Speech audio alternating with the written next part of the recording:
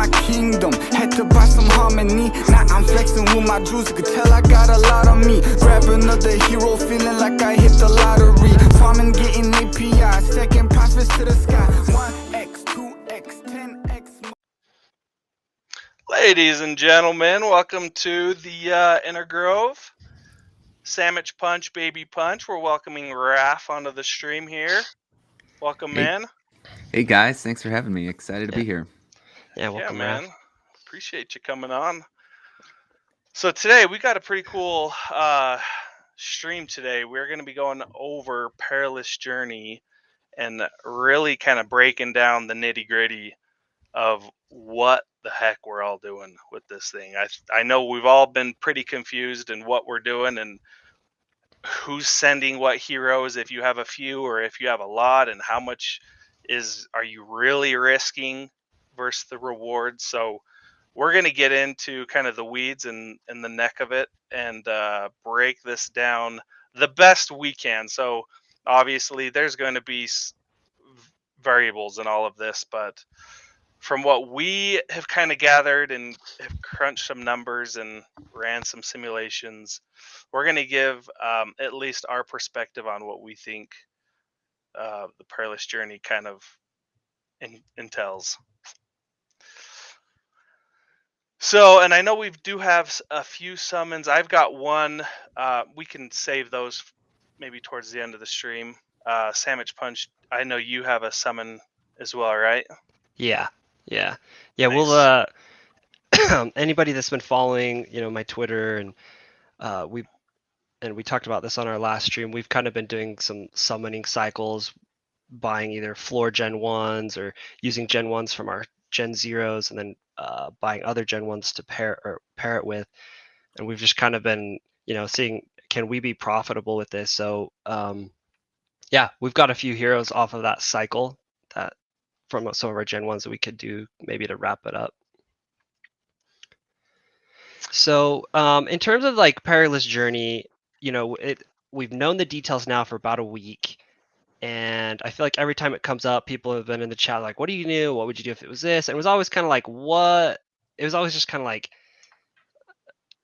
I don't know. I feel like I've never like really sat down. Work's been really busy the last week. And today was the first day I like really sat down. I started looking at numbers, percentage differences and rarities, tiers. And so I'm generally curious, like, let's all go around and let's tell them, if you're comfortable with it, how many heroes you have and how many of those are you planning to send? And then maybe we can go over some of the details and more specifics on why. Yeah, sounds good. Raph, kick us off. All right. Yeah, I built a flow chart. I threw this out on our Discord channel earlier today. Half a joke, but mostly the series of questions that I'm following. First thing that I'm looking at is it a low rarity tier 1 professional line quester. My example of that would be like a common night miner. There's no way I'm sending those guys on the boat. I just feel like they're already earning their value when it comes to just working away on the quest for me. Next thing I'm looking at is is it a high rarity or high value hero, and have I extracted all that value from that hero? And that could be either in the form of testing out the market, trying to sell it and see what it's worth on the tavern, or using up all the summons in the case of a legendary or maybe a mythic. And if I've done that, I'm going to send them on the boat. And we could get into this a little later, but I feel like there's a really high opportunity cost of not sending your heroes if you have an eye on combat in the future. And again, like I said, we could dive into that a little more later. Sorry if you didn't want this to be pulled up, but I pulled it up. Oh, here. Go for it. So I appreciate it. Yeah, you've got your flow chart here. Yeah, it's pretty simple. It really comes down to, are they grinding away on the quest and doing a good job at it already? If so, there's no sense in sending them.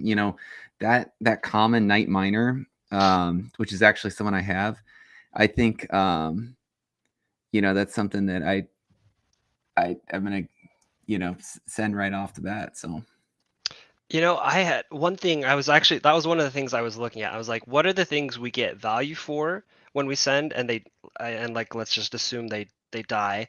And what are the things we don't get value for?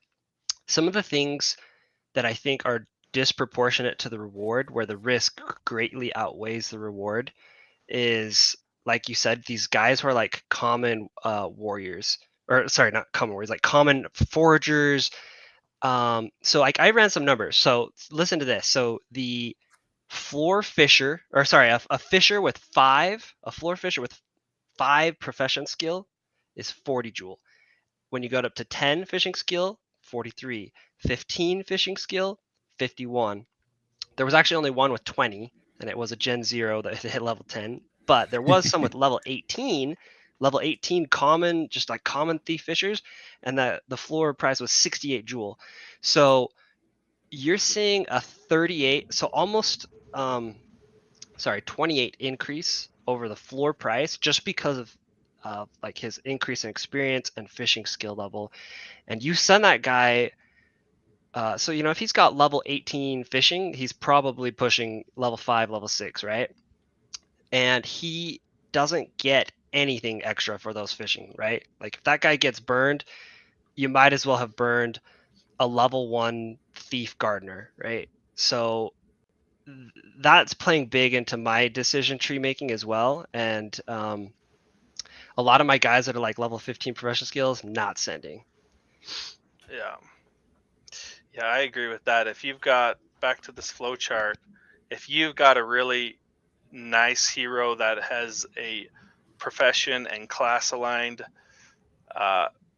there's a good chance I am not sending that hero. But Right. if you've got someone who's off aligned, off profession, and is maybe someone that you haven't started grinding levels on, I'm okay sending those heroes. And honestly, there's some that I will send if they've got a good chance to compete in land tournaments Mm-hmm. and survival in itself. Then I will consider those heroes for sure. So I don't know if we want to get into. I put together a breakdown. Do we want to get to something else before we go to this? Yeah, I do want to address one comment from iOS Code. He says you get bonus levels through which which correlates to your professional skill. Yes, it's true. You do get bonus rewards and survival rate for your level, but that was one thing I was going to wrap up on when it came back to me on some of the things that I'm thinking about. And I don't think that the increase in survival rate and the increase in reward is proportionate at all to the level. If you look at the charts, let me just pop this up real fast. If you look at the charts, so here this is in the docs. If you look at the charts for survival, a level 1 is 35. You essentially get 1 level or 1% increase per level. You also get, if you look at the crystal rewards, you also get 1 crystal per level.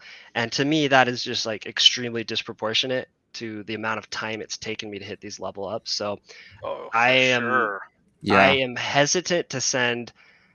So I will get to this more kind of after Babypunch's spreadsheet, but like I am very hesitant to send common level 5 all my profession skillers. Level 5 like rare, legendary, mythic, those are kind of tasty to me. So let's kick it back over to your spreadsheet. So I put together this might look confusing. I'm going to break it down the best I can, simplify it. I know there's a lot of numbers on here, but so I ran 4 different simulations. So this first one, a common level 1 wizard. So this is your floor of the floor. He is selling at 37 joule, just the bottom tier hero you can come up with. So I ran 20 different simulation rounds. And the reason I did this is because you can see over here, you've got a 35% survival rate for a common level 1. So if I ran 10, you would have, you'd have a split hero. But if you ran 20, then you've got 7 of those are going to survive. 13 of those are going to perish. So I'll kind of break this down. You've got your simulation rounds here. You've got 20 different simulation rounds. 13 of those are going to die. And we know the death payout over here is 5 joule. So right here, these 13 are going to die. You're going to get 5 jewel for those heroes that died. 7 of them are going to survive, and you're going to get a payout of 18 crystal. But for this simulation, I'm just considering crystal, jewel, Call it equal 1 for 1. value. Yeah, 1 for 1. So, and likely that's what the values will be. So we've got 18 jewel for the 7 that survived. And then here's where some speculation is going to come into these next 2 columns. And so there's a hero value increase. So what you need to ask yourself and consider is, okay, the heroes that survived, how much more value are those heroes going to be than heroes that didn't take the journey at all? So, example, think if you go to the tavern, you've got 2 heroes there. They're just floor heroes. You've got a level 1 wizard that did not participate. That is going to cost you 37 jewel. You've got another hero that's now a level 2 wizard. So it's got an extra level because that's what it gets. It gets an extra level. It's going to have 15 bonus stats. It's going to have the achievement for future quests and access to the land tournament. With those, how much more are you willing to pay for that hero with all of those bonuses? And this is where speculation is coming in. You've got to assign some value because obviously it's going to be worth more. You don't know how much. It could be 5, it could be 10, it could be 20. This is where you kind of do some speculating. So you've got to assign a value to those. I just put 5 in there for easy math. And I tend to be really conservative on my numbers. So 5 jewel I think is very conservative. Would that hero be worth at least 5 jewel more? I would say absolutely. Then you've got to look at your death reward. So if the hero dies, you're getting 1 lesser enhancement stone and 3 lesser attunement crystals. So if you turn those into a value in jewel, this is where speculation is going to come in as well. You've got to say, okay, what could those potentially sell for? I put 2 jewel. Now, it could be worth more. We don't really know. Maybe someone's willing to pay 5 jewel for all of those rewards. That's not 2 jewel per enhancement or attunement, but for all of those rewards, assign a value. I put 2 in there just for the sake of running the simulation and maybe try to be a little bit accurate. So you've got down here 26 jewel for death rewards. Then for the current floor value, you've got 37. This is what the hero is worth right now if you just go to the tavern and sell it. So this 13 that are going to die, you were losing out on 481 jewel. Now the heroes that survived, you didn't lose out on any jewel because you still have those heroes. So here is where you've got to take your death payout reward, your survival, your hero value increase, your death reward, and then subtract that all from the current floor value of what you would have gotten for the heroes, for 13 heroes. And then you come up here and you say, okay, this is what each hero is actually costing you to send. 11 and a half jewel. That's like on an average over 20. Yep, that is average. Assuming on an average over like 20 simulations. Yep, you run 20 simulations. On average, you should lose about 11.5 jewel per hero, but you're also getting 1 raffle ticket. So you've got to kind of consider, what are these raffle tickets worth to you? Are they worth 11.5 jewel? And it's going to change as you do different simulations. So now that we kind of have the layout broken down, hopefully everyone kind of understands. Does that make sense to you two, Samich and Raph? Yeah, that does make sense. I mean, the huge, and I'm going to say huge variable is the value of the hero for having a survivor benefit and the death rewards also. Yeah. I think, honestly, my back of the napkin, shooting from the cuff number, I would say the lesser enhancement stone is going to have quite a bit of value. and I would say the attunement crystals will have at least the value of a Schwass rune. So So my Schwass rune numbers, right now is essentially 1 jewel. So yeah, what would you assign for a I death probably value would for have. those two? I'm gonna guess like 5 to 7 jewel for an enhancement stone, because those are pretty sweet, and then 1 to 2 for each lesser attunement. Okay. Um, So you're saying my but death yeah, I rewards mean, are really, really conservative. yeah, I think so. And Okay. I think there was a couple reach your mind here. He thinks your hero value increase is really conservative too. He Yes, says, and I intentionally took that approach. I yeah, wanted to show people like worst case scenario. Worst case scenario, I think that hero is at least worth 5 extra jewel. Like if I'm being I think realistic, I I would say think it's that's at least 10. interesting. You know, I actually think that on common heroes, the hero value increase is going to be pretty low. I Maybe agree it with that bumps actually. quickly in the short term, but in the long term, I mean, your rares, legendaries, mythics, they're 5 level bonus every 5 levels where they get to add stats. I think that's going to outweigh, even though these are targeted stat bonuses. You're kind of fighting a losing battle against time. Hmm. So I don't know. I do think that that's probably placed appropriately. And you know, right now the funny thing about the price market, and I actually think that this is going to happen once the perilous journey occurs.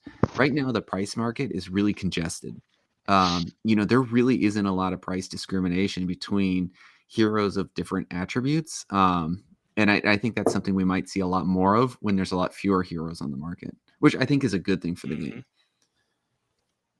No, I agree. I think common heroes are not going to see a ton of value increase because they're just not going to be competitive in combat, and they're not going to most likely win any land tournaments. So they're really kind of just your profession heroes. Right.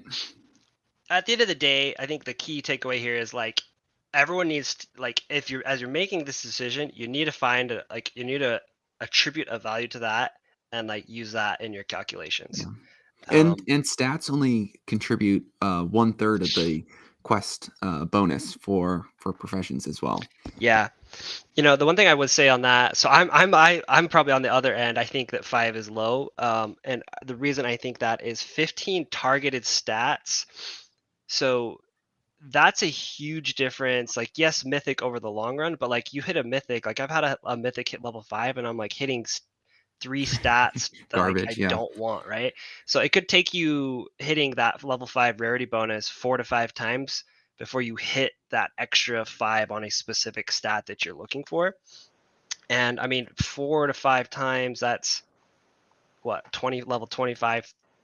Like, who knows how long that's going to take based off how long Hmm. it's taken to hit level 5. I mean, that's like, that could be 6 months of questing. So there is, I think there is a little bit of weight to be attributed to the fact that you get these very early on.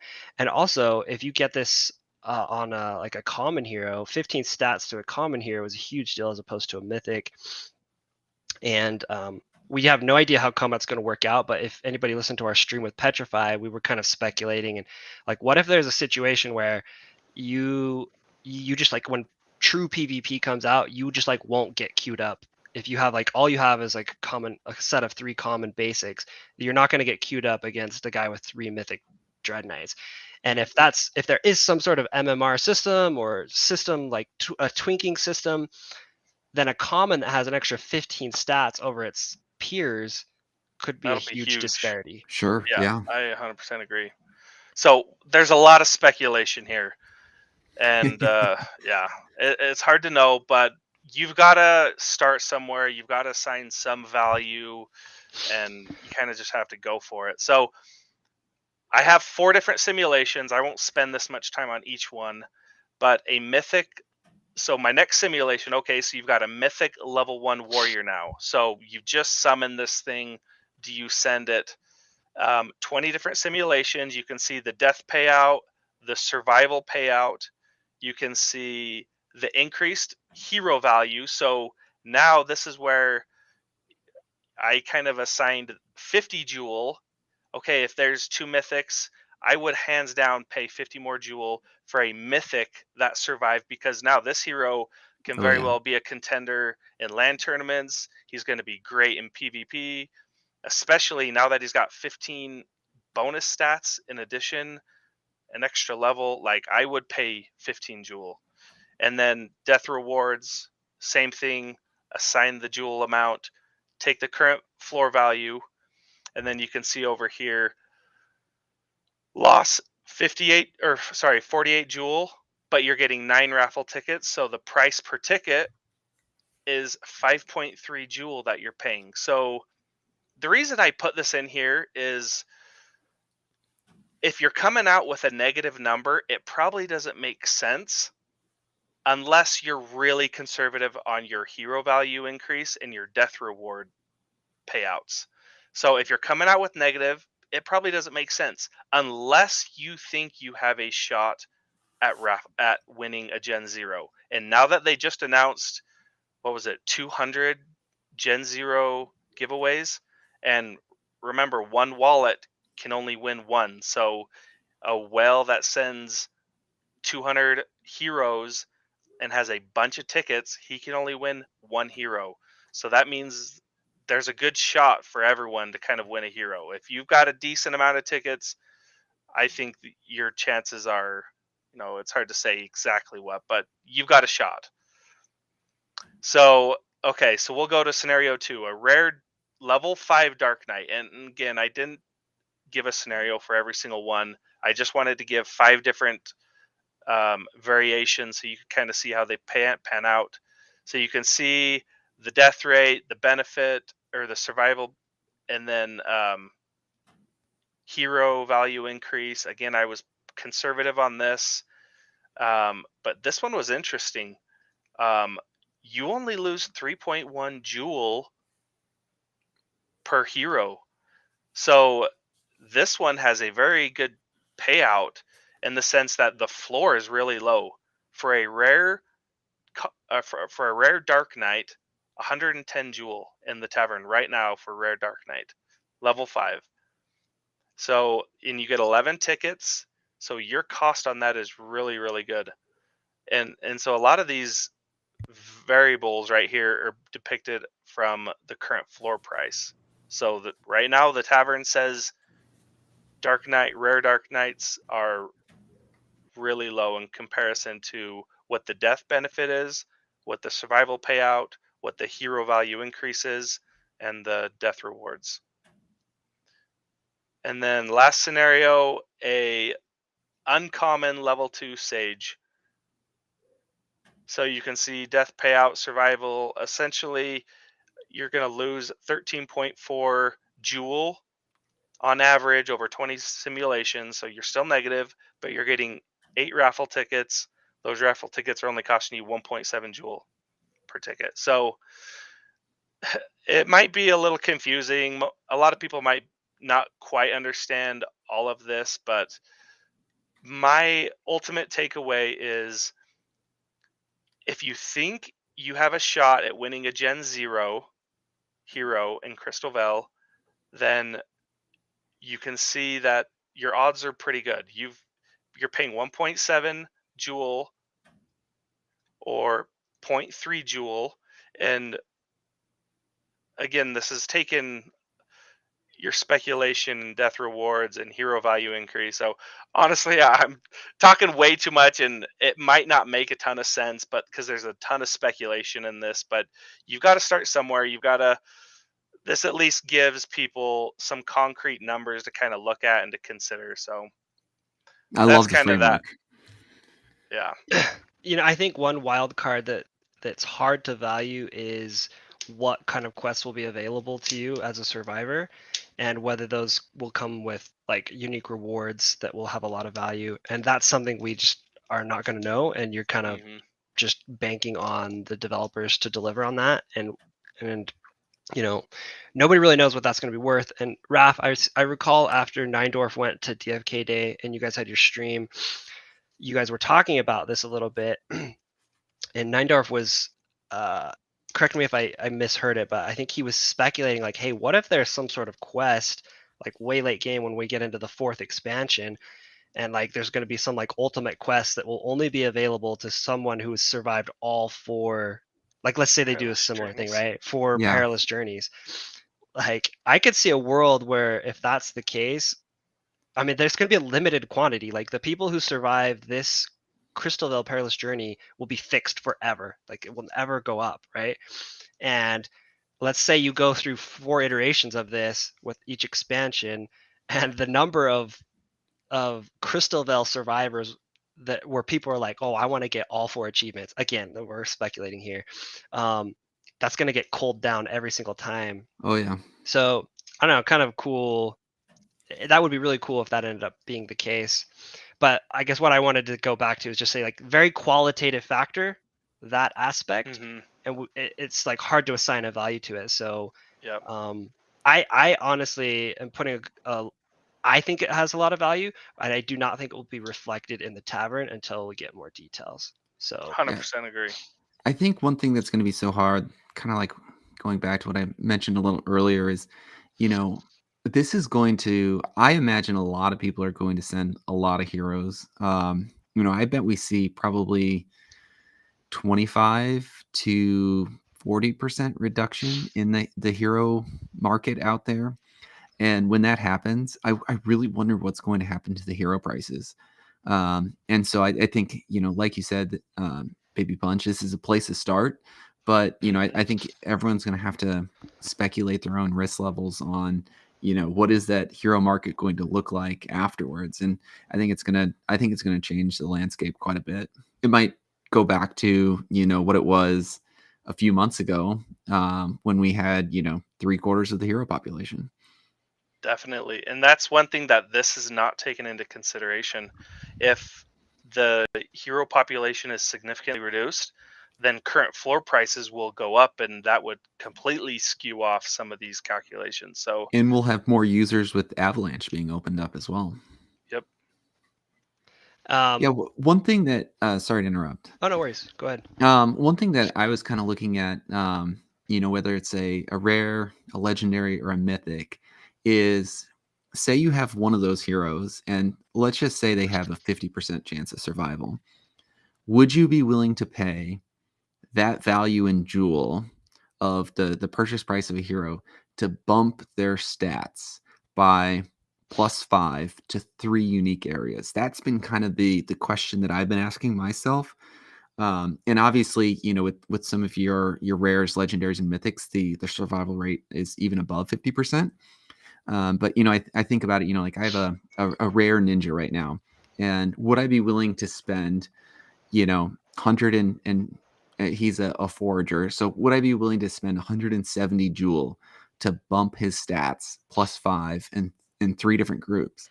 And I think when I ask myself that question and think about combat, I think that's a risk I'm willing to take every time. And that's kind of my more basic calculus of how I'm trying to figure out, is it worthwhile to send a hero or not? And then if that's the case, I'm going out and, buying another version of that hero and sending them both.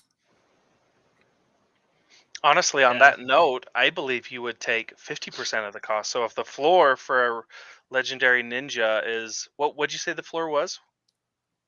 I was thinking on a rare ninja Oh, a rare ninja. forager. I'm trying to sell mine somewhere around 170 to 200. Yeah, so I mean, if the survival rate's 50%, then really your opportunity cost is 85 jewel, not Right, 170. That's a good So point. would you pay 85 jewel to have 15 bonus stats, Oh, one yeah. extra level, All day. achievement for future quests, and access to land tournament? So that's kind of the opportunity cost there.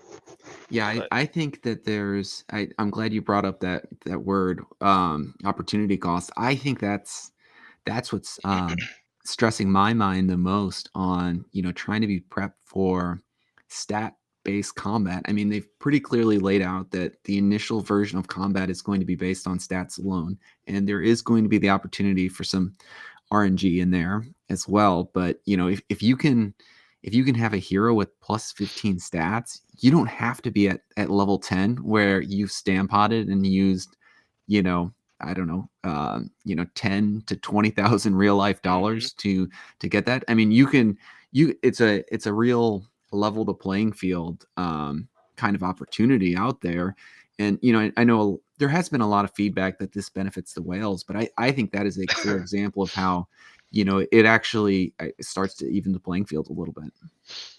Yeah, on the whale comment, I will just note too, like there's no discrimination between the benefit people get, and I guess the only way you could say that there's discrimination is that whales will be more willing to send because they're able to take more risk. But I mean, that's kind of just That's economics. that's just Yeah. kind of That's the like case in everything. economics and like wealth like an issue of wealth inequality, and I'm not really going to get into that. So I mean, everyone's got a chance. So, and whales don't have a better chance just because they have more heroes. That's just they bought more heroes, Right. and so they're going to be more willing to take risks. The I mean, you guys game have heard Ogre; he's going to send every single one of his heroes. yeah.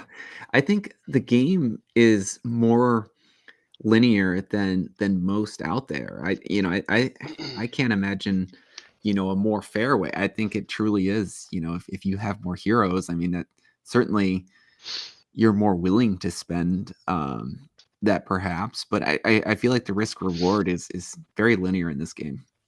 Yeah. Let me get to a few things that I've been thinking about with sending my heroes. So on my screen over here, you can see I have 98 heroes right now. I plan to send about 30 of them, and most of them are going to be all these. So I sorted here by level. I'm going to send pretty much anyone that's level 2 and below, because those have been like new summons. I haven't done much profession questing with them. I get higher here, even like this in this common level 5 with foraging 16, like not sending him. Like I mean, I'm gonna want at least a full set of foragers and fishers, and I mean especially if I had one that's like level 16, like level 16 profession skill, uh especially for like a common basic, no way I'm sending that.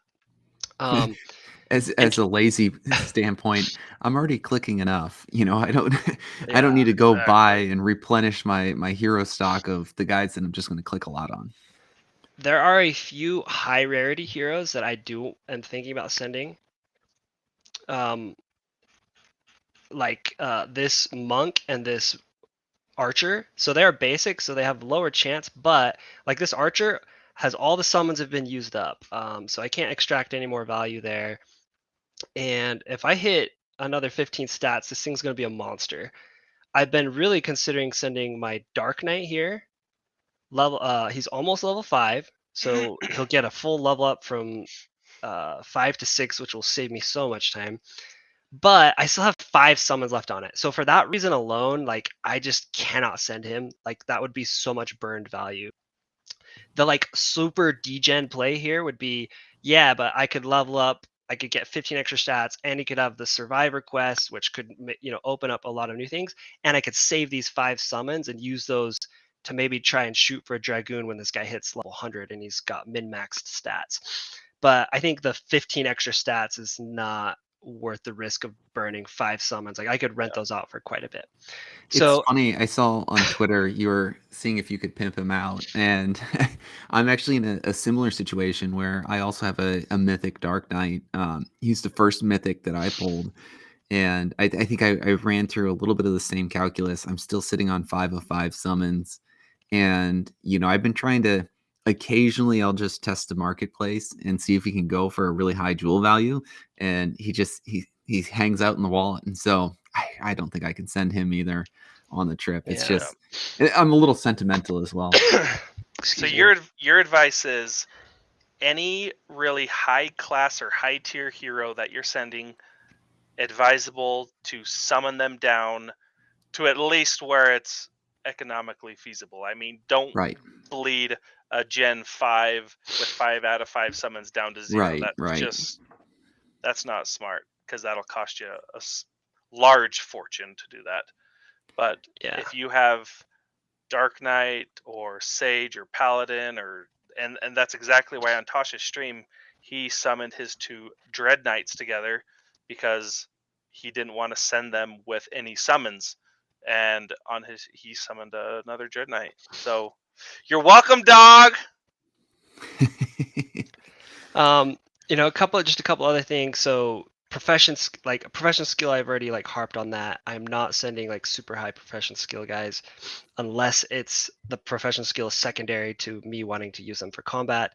The difference in price level for difference in level and the floor price. So I ran some numbers on that too. So like an uncommon floor is 41 jewel. And I'm going to go up from level 1, 2, 3, 4, 5 here. So 41 jewel for level 1, 43 jewel for level 2, 47.85 jewel for level 3, 55 jewel for level 4, and 66 jewel for level 5. That actually surprised me seeing that. So this was an uncommon, just like I did uncommon floors. And that's an over 50% increase based off of the level 5. And I guess I haven't been following the tavern closely. I didn't think that the market was appreciating the value of the time that it takes to level heroes up, but it is starting to get baked in. And Flip I think over to my that screen. Look at this. I think that disparity will probably be bigger as you Oh yeah, for sure.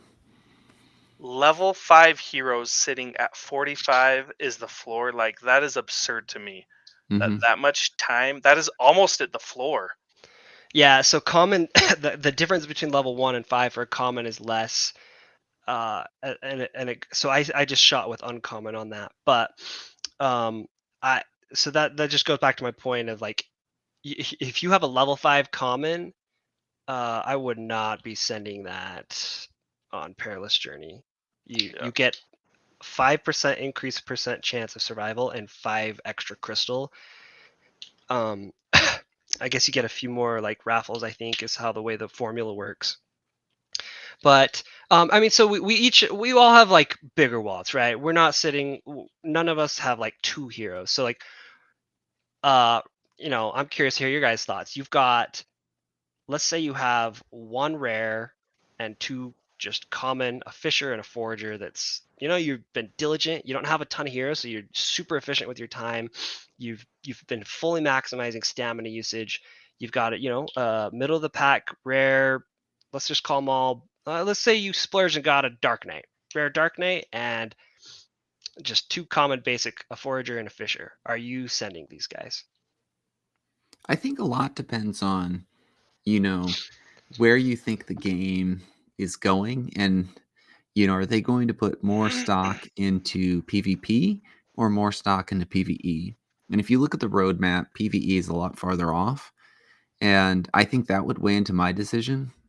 I'm heavily betting on PvP being what really draws people into the game and creates this economic engine that they're hoping for in the future. I think, when you look at other games that, maybe they're loosely modeled off of, my understanding is a lot of that is, PvP elements. And, even like when I think about to my past, like games that I've loved most or gotten sucked into, I mean, you're fighting other real life people online. And so I think there's a ton of value in, trying to prep your heroes for that PvP style play. And again, I worry that if it's a hard decision. This is not financial advice by any stretch, but if you don't sell or send your rare hero on the quest, their value kind of decreases automatically compared to the other heroes that everyone else sent and successfully made it to the other side of the journey. And so that's something that I think I'm sending rares and above if I've extracted their value. What about that scenario, Babypunch? Would you send? I think, and just sorry, I didn't mean to interrupt, but like I think the biggest thing is like every situation, like there's no like formula. Like everyone's situation, everyone's risk tolerance, everyone's outlook is going to be way different, and those all are qualitative factors are going to be weighed into your decision making. Yeah. And one other scenario to kind of consider, if you just have a few heroes, I mean, you've got to consider the opportunity cost of the quests that you're going to miss out. So if you have, say, 3 heroes and that's all you can afford, you don't have the money right now to accumulate more, buy more. If one of those heroes dies, then you've got to consider, okay, and how much questing rewards did I just lose out on for the next several months? If you can't replenish that hero right away, then you've potentially lost out on maybe a swash rune, maybe an egg. I mean, those are really rare, but you've got to consider the future quest rewards that you've just lost out on because you no longer have that hero and can't backfill him, can't replenish him with another hero. So my perspective and what I would do if I was a smaller wallet that had 2 or 3 heroes, I would be really hesitant. The risk versus reward is high, but I don't know that I would financially take that risk. I know Ralph, Raph, you're under the different perspective as you can't afford not to take that journey, but when you consider kind of what you would lose in Yeah. future quests, So I mean, I also love to play the counter of both arguments. I don't know, it's a crazy place inside my head. Something else I guess to think about for the counter argument of hanging on to them, and what you just mentioned, Babypunch, really just kind of got me thinking about it. When new players come to me that have the option to buy a hero and they have a wallet size where it's like I could buy a couple heroes, what should I do? I often tell them, get in the gardens. Those are still some really juicy rewards there, and you might be better off, trying to grab one floor price hero to summon with for a while and reap those rewards of the gardens while they're still there. And if that's the case, maybe what someone could do if they're in this situation is actually hang on to their heroes, wait, and then sell them after the perilous journey when presumably hero prices are going to go up, and then take those earnings and throw them into the garden. So I don't know. That's another kind of creative and wild approach to the game. Now I know the gardens aren't as much fun. Having heroes is the sexy part of the game, and so sometimes you got to be patient though to earn some of those rewards. in summary, none of us know what the heck we're doing or what is the right call. So Yeah. I mean, we do have some overarching yeah, kind of principles we're living by. It's like, what would you like, Raph, Babypunch? Yeah. What walking away from this stream? Like, what would be your like one takeaway? Like, if you were giving somebody advice, and it was like, and not just like, hey, you need to really think about this. It'd be like, what would be your like tangible, concrete, like, take this to the bank, like but hashtag not financial advice. Like, what would it be? Would it be for me, like, I'll start. So like for me, it would be, do not send your level 15 plus common basic profession skillers. Yep, I would 100% agree with that. Mine would be, if you're in a spot where you can afford to take a high risk play like this, and you think you have a chance of potentially winning a Gen 0, if you're trying to accumulate raffle tickets, then I would highly consider sending several heroes. But if you don't have several heroes to risk, then I would not be sending. Raph? Yeah, my final takeaway, and this is heavily laden with bias, is that I'm drawn to PvP. I think that it's going to be a lot of fun. I'm, hoping or wishing it into fruition as much as anything else. And so I think I'm sending my high rarity heroes to try to gain that plus 15, that 5 stats to 3 different stat points, or excuse me, 5 stat points to 3 different stat categories. That's what I'm doing. So I'm sending high rarity heroes. Nice. All right. This has been clear as mud for everyone. Advice. Yeah, this will be really interesting, and I hope that like we're able to like pull up the contract for this interaction and see I'm sure somebody in the community will create some sort of tool that shows us how many people are being sent, because I think that'll play a big role too in like if you see, hey, only 10,000 heroes have been sent, and the odds of like most of those are going to die, it might influence your decision based on the Gen Zero raffle tickets. Mhm. So it's kind of like, when you see these IDOs and there's like a subscription model, what I suspect is, and what I would advise in a non-financial way is do not commit your guys on this journey until like the hour before, unless Oh you're yeah. going to be out on the road, unless you're going to be, somebody's going to come out with a tool, somebody's going to be able to pull up and see how many heroes have been committed to this, because I'm pretty sure once you commit, like there's no going back. They During that did say that in the AMA. You're yeah, locked. during that 5-day period, so you have 5 days to make that decision. Like I have no idea why you would ever submit at the beginning if you're on Yeah. the fence, right? If you You're were just like, losing I'm out on going quest either way, rewards. yeah, missing out on quest rewards, especially your Gen Zeros. You're missing out on summons. They're already going to be out for 10 days during the quest itself. But yeah, wait till the very last minute, see how many heroes are being committed to this, and maybe that'll push you over if you're on the fence on putting some value on these Gen Zero raffles. Yeah, I think that numerator in that equation is going to be really high. Even though there's now 200 instead of the 50 heroes to earn, that I think that it's going to kind of be like a lottery ticket.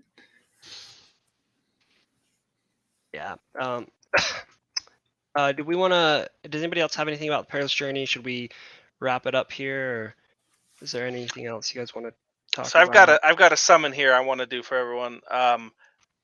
Really quick, this warrior was a DR1 warrior and a DR1 miner. This sucker cost me way too much. It was a dumb decision to buy this, but I did it anyway for the plebs. And a DR1 knight. So I want to summon this. Let's go. Cross our fingers here. My summons have just been garbage. It has been a money pit for me lately.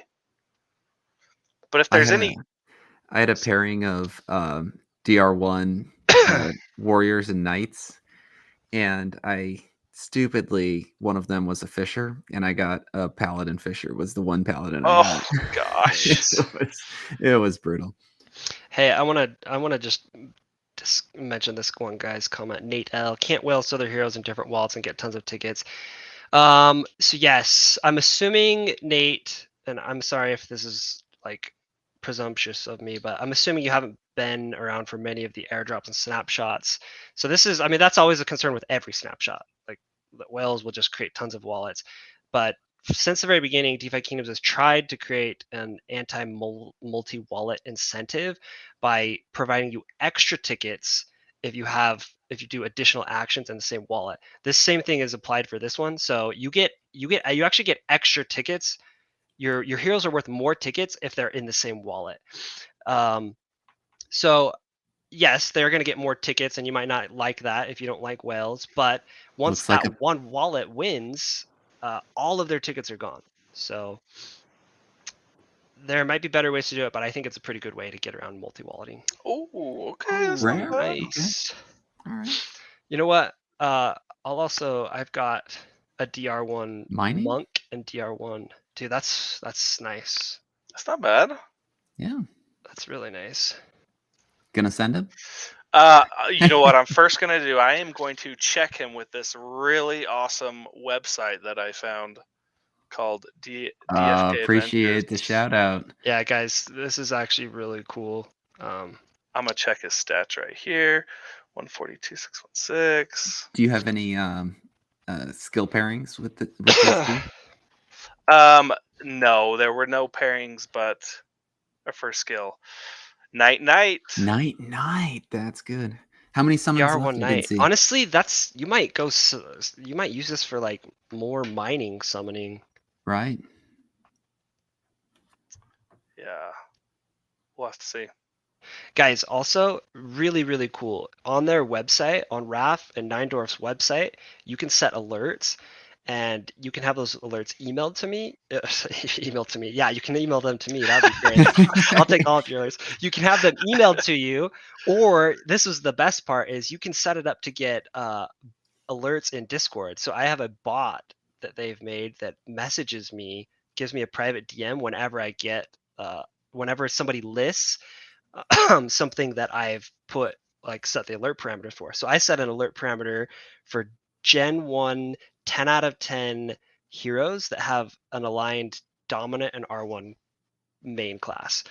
So it's really cool to see those like coming through every day. You know, I'm getting multiple per day in Discord, and it's really visible. It just like flashes up on my Discord, which is usually up all day. So highly recommend it. Raph, how do people, like, you know, they subscribe to your podcast and then they get a code to get access to it? Yeah. So we have a Anchor podcast, which is listed in little icons below there on the screen right now. You can jump on there and do a monthly subscription, and then shoot us a message, DM us in Discord, and we'll get you hooked up on the website. A general note that I am sharing with everyone, because I really don't want this to feel like a rug pull, but we are going to be transitioning our payment system directly to the website to just streamline things, make it a lot easier. We've gotten a lot of codes lost in the ether, and so it'll actually be Neindorf is the genius and the brains behind all of this. So it'll kind of feel like a parking meter, so to speak, where you pay for X number of blocks on the blockchain, and you get access for that period of time. And we're going to keep the current rates comparable to where they're at now. Wait, I had very cool, man. That I will say that one thing alone has been like so valuable to me. Like, I will definitely be filling up my parking meter. Oh yeah, I mean, I think there's so many people that will list. Oh, man. Oh, I didn't even see that. Someone in the chat. Charlie go. Sprocket. Good call out. Nice. Yeah, I think so many people are still listing heroes in the tavern that have DR1 matching and kind of fit that quasi pure state. And your percentages, if you get two DR1s summoning basics that are a pair that summon together, I mean, you go up from what, 15% on average, or 16% on average to 23, 22, right? Yeah, 22. Yeah, 22.5 or something. Yeah, so yeah, it can make a big difference in the long run. It's a huge difference. That's a 50% increase from its current rate. So it's not an increase of 50%, but when the rate was 14 and you're now at 22, that's a really big difference. So this would be like potentially like considered like alpha, like sharing the fact that you can get alerts like this. But like, I mean, the market is already starting to appreciate that. I've already seen it in the alerts. But like, man, sometimes people are listing, and I don't think they know that they have the aligned DR1, and they'll list it for like, low hundreds. Like, where a Gen 1 Virgin is like already floor price like 80, 90, and they listing it at like 115. It's like, that is an insta buy, because all it takes on, like, if you're trying to run a summoning farm, is you hit one advanced class in those first 5 summons, and like you're immediately in the profit. Unless it's a Paladin Fisher. And then you cry yourself to sleep. So yeah, really cool website. This was great talking with you guys about Perilous Journey. It's interesting to see other people's thoughts on this. I'm stoked. Yeah, I'm super stoked too. There's so much we don't know about combat, so like, I'm not getting worked up about the fact that some people are gonna have plus 15 and others, and I think that the devs they're smart people, so they are. The game's gonna be balanced. There's gonna be a place for everybody, and I'm just not concerned about that. Oh, I guess I had one other thing I wanted to ask you guys about. Yeah. On the last AMA, I believe they said that there would be 8 LAN tournaments available to the survivors. So my guess is that each one of those 8 tournaments is going to correspond to one of the statistics on the hero card. What do you guys think about that? I would venture to say the same thing, But yeah, I mean, if there's going to be 8 and they're going to be, I believe they said it was going to be based on whoever had in some algorithm the higher stat. I don't know how they're going to consider, maybe it's taken into consider a couple stats, or I'm not really sure, but I would assume you're probably right. Yeah, so it'll always be RNG, but you'll have a higher chance if you have the right stat and better stat. And I think he said also blue and green genes They'll play a role now. will also give you like extra bonuses to that percentage rate. I think that's probably a pretty good speculation. 8 lands, 8 stats. I was actually surprised. 8 seemed low. Yeah, it does. 8 seemed low. I mean, you're gonna have some guys sending like mythic high tier heroes, and those are the guys you're gonna be playing against in the LAN tournament. And those guys are gonna have plus 15 extra stats. So they are doling these out a little slower than I thought they would. And I think you called that out, Samich, on one of your podcasts that I listened to a few weeks ago now. I was just thinking, as soon as they were visible, I was ready, like, and geared up and like, oh boy, they're here we go. And I think I believe you talked about, well, they're probably going to let combat on the roadmap hit first before the rest of the land start releasing, and that seems to be the case. Yeah, it'll be interesting once they have because I mentioned, like, once they have this feat of or these stat-based competitions, and then they also talked about travel, how the travel would work. Once that, like, it kind of sounded like they were just waiting for those to roll out before the tournaments. They started doing the tournaments, and that those would be a factor. So I think we're pretty, I mean, I don't know, but we're probably pretty close to the next wave of lands, rolling out, where there's 100 on the map and there's only 50 that are taken up. So I don't know. I've got my eyes on a couple places I'd like to buy. I'm sure if anybody's listened to our podcast before, they know where. Maybe I should stop. I saw some people putting it in their profile pictures. So purple trees, maybe. I'm going all waterfront, baby. Oh yeah. Ow, this island. Just like in real life, waterfront property. That's where the value's at. I want Frisky's mansion over here. Yeah. That's his mansion. Oh man, I'm just like stoked to see how this all rolls out, like with the like land and moving your heroes and the adventure quests. It's gonna be awesome. All right, well, I guess maybe we can all like commiserate when we lose more than 50% of the heroes that we send on Perilous Journey. Right. One of my friends said something that's like spot on. Like, I get rugged so much with my summons and my level ups. Like, why do I think it's going to be any different with Perilous Journey? I don't know, but I'm like such a degenerate gambler that I can't help myself. I just need to like bake into the assumption that, like, if there's a 70% chance, like say I have like a Mythic Sage and there's a 70% chance that I'll die, you've got to be prepared. Probably die. Yeah. Yeah. Oh, I'm gonna be so sad. Okay, cool. Yeah. Well, hey, let's wrap it up. Raph, people have been asking about your website, your social media. We'll include those all in the description of the video after this recording, and then some people are asking about how to subscribe for your alerts. So maybe we can include that in the description as well. Yeah, awesome. Yeah, it's on Anchor or on Discord. Go ahead and send us a DM. Quick plug for the Discord too. We got a bunch of really smart people there, way smarter than me. And so, if you want to ask some of these questions, we got a bunch of great commenters over there. How close are you to transitioning your payment system for?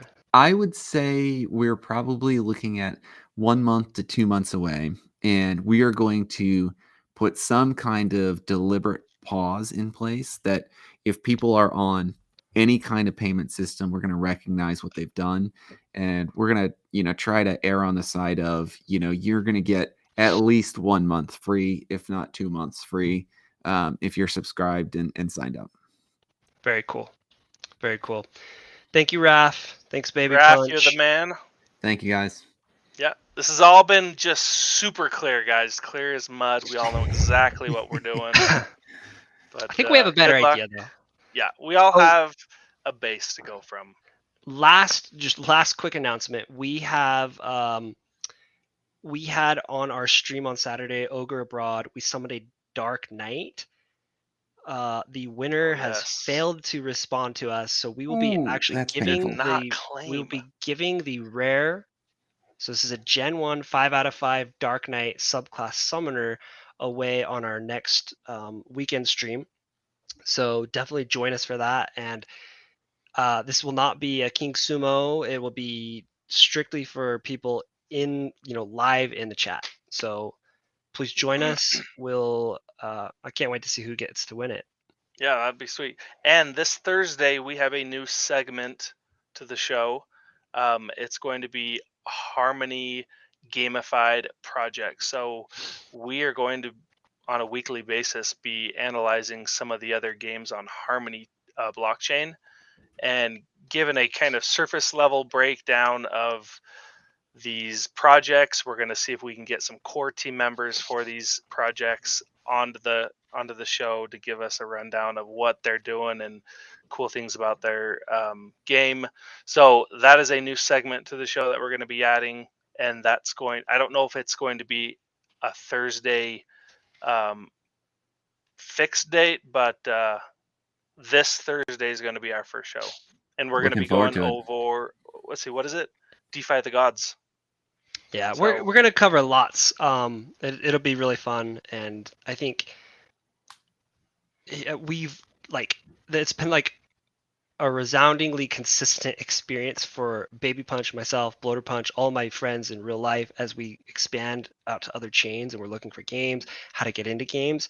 It is extremely complicated. There's so much to learn. It's hard to find information, and where we've been so deep into Harmony, honestly, when we find out about a new project in Harmony that we haven't heard of, we're like, whoa, how did we not know about that? And it's been really interesting to see how once you get really involved in an ecosystem, that it's so much easier to stay on top of things. So we just like to share that knowledge, share some tips on how to stay on top of it, and just kind of tee people off to what's going on in the Harmony ecosystem. So we're really excited about that. Yep. Cool. All right. That's it for real. Thank you, everybody.